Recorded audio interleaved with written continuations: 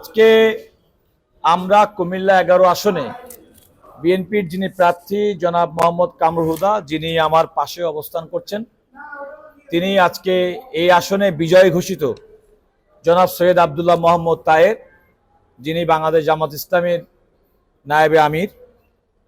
ওনার বিরুদ্ধে আজকে ইলেকশন পিটিশনে মামলা করেছেন। আদালত মামলাটি শুনানির জন্য গ্রহণ করেছেন এবং প্রতিপক্ষ অর্থাৎ সৈয়দ আব্দুল্লাহ মোহাম্মদ তাহের সহ এই নির্বাচনে অন্যান্য যে সমস্ত প্রার্থী তাদের প্রতি নোটিশ জারি করেছেন এবং আগামী 8ই জুন 2026 এই মামলার নোটিশ ফেরতের জন্য তারিখ ধার্য করেছেন। ইতিমধ্যে আদালত এই মামলার সমস্ত নির্বাচনী সরঞ্জাম সেগুলো সংগ্রহ করার জন্য নির্দেশনা দিয়েছেন। আমরা আদালতকে যে কথা বলেছি, এটা একমাত্র আসন যে আসনে অবিশ্বাস্যভাবে যিনি বিজয়ী হয়েছেন তাকে বিজয়ী দেখানো হয়েছে। আমি আদালতের সামনে কয়েকটি উল্লেখ করতে চাই যে আমাদের যে প্রার্থী জনাব কামরুল হুদা, তিনি বিএনপির প্রার্থী এবং ওনাকে এই নির্বাচনে পরাজিত করার জন্য এমন দুর্দশা স্থাপন করতে হয়েছে। আমি মোটা দাগে কয়েকটা তথ্য প্রমাণ আপনাদের সামনে উপস্থাপন করতে চাই। যেমন দেখেন, এই আসনে রফিক ভুইয়া সরকারি প্রাথমিক বিদ্যালয়ে জামাতের প্রার্থী ভোট পেয়েছেন 1650টা, আর ধানের শীষের প্রার্থী কামরুল হুদাকে ভোট দেখানো হয়েছে মাত্র 65টা। আমরা ধোপখোলা উচ্চ বিদ্যালয়ের একটা কেন্দ্র, যেখানে জামাতের প্রার্থীর ভোট দেখানো হয়েছে 1771টা কাটাছেড়া করে। প্রথমে 1534টা ছিল, পরে হয়েছে 1771টা। জনাব কামরুল হুদাকে দেখাইছে 211টা। আশ্চর্যজনকভাবে পশ্চিম ডেকরা সরকারি প্রাথমিক বিদ্যালয়, সেখানে জামাতের প্রার্থী আব্দুল্লাহ মোহাম্মদ তাহেরের ভোটের সংখ্যা 1908, আর ধানের শীষের প্রার্থী কামরুল হুদার ভোটের সংখ্যা হচ্ছে মাত্র 74।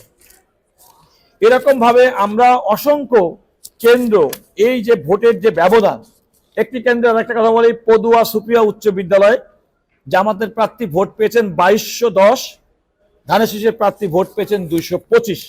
এমনকি 15 ভোট 20 ভোট, এই যে আরেকটা কেন্দ্র ধুবড়া এই বুদরা কেন্দ্র 1752, ওনাকে দেখাইছে 106।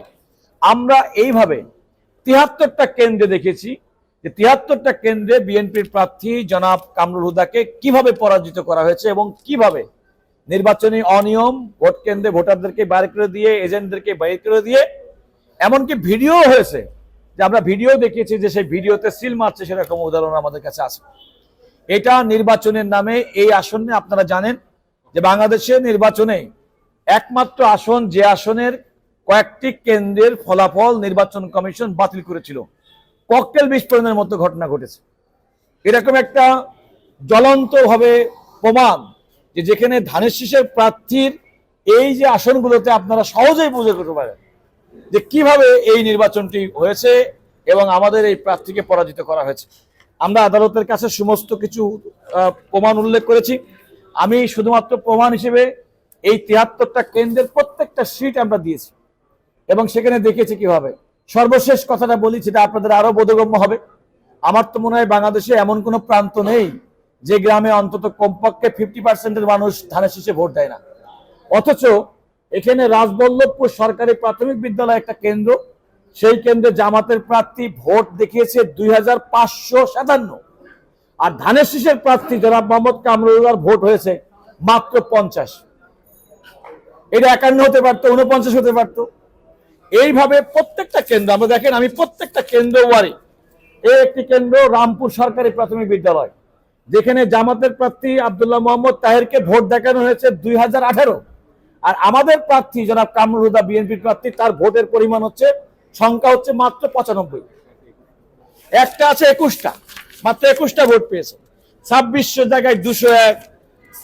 এইভাবে প্রত্যেকটা কেন্দ্র আমরা 73টি এমন কেন্দ্র দেখিয়েছি যে সমস্ত কেন্দ্রে এই যে ভোটের ব্যবধান, সে থেকে সহজে অনুমেয় যে এই কেন্দ্রে, এখানে নির্বাচন বলতে যেটা বোঝায়, এটা নির্বাচন হয়নি। প্রার্থীকে এবং তার এজেন্টকে, তার সমর্থকদের, তার ভোটারদেরকে কোন রকম তো করেই নাই তারা নিজে। এবং সবচেয়ে বড় কথা, আরেকটা বড় অন্যায় হয়েছে, সেটা আমরা মনে করি যে ধানের শীষের যে এজেন্ট, সেই এজেন্টের বাদ দিয়ে অন্য দলের প্রার্থী, তাদেরকে ধানের শীষের এজেন্ট ডেকে তাদেরকে স্বাক্ষর নেওয়া হয়েছে। মানে ম্যাল প্র্যাকটিস নির্বাচনের ক্ষেত্রে এরকম গ্লেয়ারিং এক্সাম্পল, এত জ্বলন্ত প্রমাণ ডকুমেন্টারি দেখা যায় না। বাংলাদেশে কোন অঞ্চল আছে যেখানে ধানের শীষের কোনো প্রার্থী জামাতের প্রার্থী 2000 ভোট পাবে আর উনি 25 ভোট পাবে, 21 ভোট, যে কোনো মানুষের কাছে কি বোধগম্য হতে পারে? এটা তো মহাশূন্য নির্বাচন হলে তো সেরকম হওয়ার কথা না। এই কারণে আমরা এই নির্বাচনের এই মামলাটি এবং আমরা আদালতের কাছে এই প্রত্যেকটা ডকুমেন্ট দেখাতে সক্ষম হয়েছি। আদালত প্রাথমিকভাবে আমাদের সন্তুষ্ট হয়েছেন এবং সন্তুষ্ট হওয়ার পরে আমরা আদালত যে আদেশটি দিয়েছে আগেই বলেছি যে এই নির্বাচনী মামলাটি শুনানির জন্য গ্রহণ করেছেন এবং এই নির্বাচনের সঙ্গে সামগ্রিক সমস্ত কিছু সংগ্রহ করার জন্য বলেছেন এবং আগামী 8ই জুন প্রতিপক্ষের পরে যে নোটিশ জারি করা হয়েছে সেই নোটিশ ফেরতের জন্য পরবর্তী তারিখ নির্ধারণ করেছেন।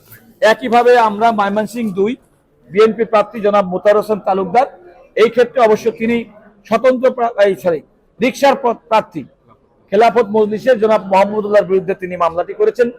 এটাও আদালত একইভাবে আমাদের প্রাথমিক বক্তব্যে সন্তুষ্ট হয়েছে। এই মুড়িগুলো দেখি, এই যে দেখেন আমরা এই নির্বাচনে যে অনিয়ম অব্যবস্থাপনা তার প্রমাণ হিসেবে এই দেখেন নির্বাচনের যে মুড়ি, এই দেখেন, এই যে এগুলো আমরা আদালতকে দেখিয়েছি, বাচ্চারা খেলতে গিয়ে এগুলো পেয়েছে মুড়ি। এটা তো তাদের সামনে থাকার কথা, ব্যালটটা ছেড়ে দেবে মুড়ি তাদের কাছে, কিন্তু এই মুড়ি রাস্তাঘাটে পাওয়া গেছে। এটাও আমরা আদালতকে দেখেছি। এখানেও বিএনপি প্রার্থী জনাব মোতাহার হোসেন তালুকদার, তাকে পরাজিত দেখানো হয়েছে এবং বিপরীত ভাবে রিকশার প্রার্থী জনাব মোহাম্মদুল্লাহকে বিজয়ী দেখানো হয়েছে এবং আমরা আদালতকে এই সাক্ষ্য প্রমাণ দেখাতে সক্ষম হয়েছি যে নির্বাচনের নামে কিভাবে করাপ্ট প্র্যাকটিস করে এজেন্টদেরকে বের করে দিয়ে তাদের স্বাক্ষর না চাওয়া ফলাফল প্রকাশের মাধ্যমে বিএনপি প্রার্থীকে পরাজিত দেখানো হয়েছে।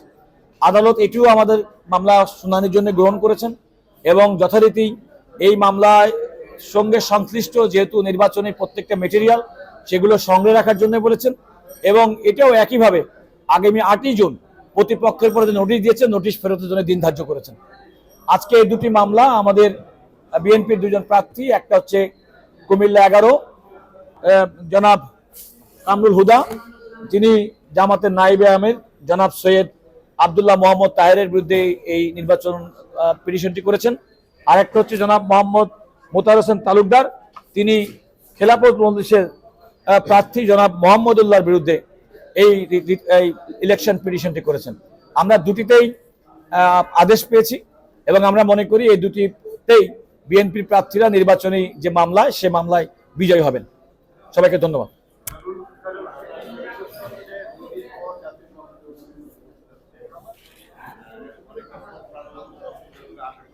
জি, দেখুন বাংলাদেশের মানুষ দীর্ঘদিন পর্যন্ত ভোট দিতে পারেনি।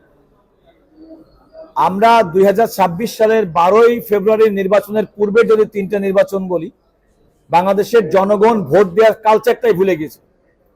এবার মানুষ ভোট দিতে পেরেছে, যদিও বেশ কয়েকটি কেন্দ্রের কথা আমরা বলেছি যে সমস্ত আসনে নানা ধরনের ম্যাল প্র্যাকটিস হয়েছে এবং এই ম্যাল প্র্যাকটিসগুলো সত্ত্বেও আমাদের দেশে একটা অবাধ, সুষ্ঠু এবং নিরপেক্ষ নির্বাচনের মাধ্যমে বাংলাদেশের অন্যতম জনপ্রিয় রাজনৈতিক দল বিএনপি নেতৃত্বাধীন তাদের যে নির্বাচনী জোট, তারা সংখ্যাগরিষ্ঠ 2/3 বেশি সংখ্যাগরিষ্ঠতা পেয়েছে, অর্থাৎ ব্রুট মেজরিটি বলতে যেটা বোঝায় সেটা বিএনপির আছে। আবার বিপরীত ক্রমে যারা সংসদে বিরোধী দল, তারা যেমন বিভিন্ন মাঠে ময়দানে টক শোতে যেমন সরব থাকেন, আমাদের প্রত্যাশা থাকবে তাদের এই টক শো, এই বাজারি বক্তব্যগুলো বাদ দিয়ে সংসদীয় রীতির মধ্য দিয়ে তারা পার্লামেন্টে তাদের ভূমিকা রাখবেন। আমি মনে করি এই পার্লামেন্ট অত্যন্ত প্রাণবন্ত হবেন এবং এই পার্লামেন্ট প্রাণবন্ত হওয়ার মাধ্যমে বাংলাদেশে যে সমস্যা, সেই সমস্যা সমাধানের জন্য তারা আগ্রহী হবেন। আরেকটি কথা আমি বলতে চাই, আমাদের দেশের মানুষ সাধারণভাবে পার্লামেন্ট সদস্য মানেই স্কুল, কলেজ, মসজিদ, মাদ্রাসা, দান, খয়রাত, বিভিন্ন রকম রাস্তাঘাট করার কাজ মনে করেন, কিন্তু পার্লামেন্টারি ফর্ম অফ গভর্নমেন্টে পার্লামেন্ট মেম্বারের মূল কাজ হচ্ছে আইন প্রণয়ন করা এবং তারা রাষ্ট্রের জন্য ভালো আইন করবেন, যে আইনের দ্বারা জনগণ উপকৃত হবে, যে আইনের দ্বারা আগামী দিনে রাষ্ট্র পরিচালিত হবে, যেখানে ঘুষ, দুর্নীতি, স্বজনপ্রীতি, মিথ্যাচার, নানা রকম গুপ্তবৃত্তি, সুপ্তবৃত্তি এগুলো বাংলাদেশে থাকবে না। এগুলো হচ্ছে আমার প্রত্যাশা, এবং আমি মনে করব যে তারা অত্যন্ত খোলা মনে বাংলাদেশের যে সমস্যা, রাজনৈতিক সমস্যা, রাষ্ট্রীয় সমস্যা, আর্থিক সমস্যা, সেগুলোর সমাধানের জন্য যে কোনো আইন প্রণয়নের ক্ষেত্রে তারা ভূমিকা রাখবেন। জাতীয় গুরুত্বপূর্ণ ইস্যুতে তারা ঐক্যমত্য স্থাপন করবেন। শুধুমাত্র বিরোধিতার খাতিরে বিরোধিতা করবেন এমনটি বিরোধী দলের কাছে আমি প্রত্যাশা করি না। আবার সরকারি দলকেও আমি অনুরোধ করব যে তারা অত্যন্ত সহনশীল আচরণ করবেন।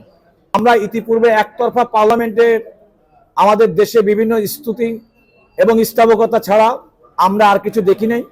আমরা মনে করি যে দেশের যে প্রয়োজন, দেশের প্রয়োজনে প্রত্যেকটা মিনিট, প্রত্যেকটা সেকেন্ড, প্রত্যেকটা সংসদ সদস্য নানা রকম গাছগুপি গল্প, নানা রকম গাঁজাখুরি গান গেয়ে, জারি গান গেয়ে, সারি গান গেয়ে এই জাতীয় সংসদের মর্যাদা বুলন্দিত করবেন না। তারা প্রত্যেকে তাদের বক্তব্যের মাধ্যমে জনগণের প্রতি দেওয়া তাদের যে কমিটমেন্ট, সেই কমিটমেন্ট তারা বহাল রাখবেন। এখানে মনে রাখা দরকার যে এই পার্লামেন্টকে প্রাণবন্ত করতে গেলে সরকারি দল এবং বিরোধী দল উভয়কে অত্যন্ত দায়িত্বশীল আচরণ করতে হবে। আমি প্রত্যাশা করব যে জনাব তারেক রহমানের নেতৃত্বে বাংলাদেশের নতুন সরকারের যে পথ চলা, ইতিমধ্যেই আমরা দেখেছি জনাব তারেক রহমান তার সাধারণ জীবনযাপন, তার কর্মনিষ্ঠা,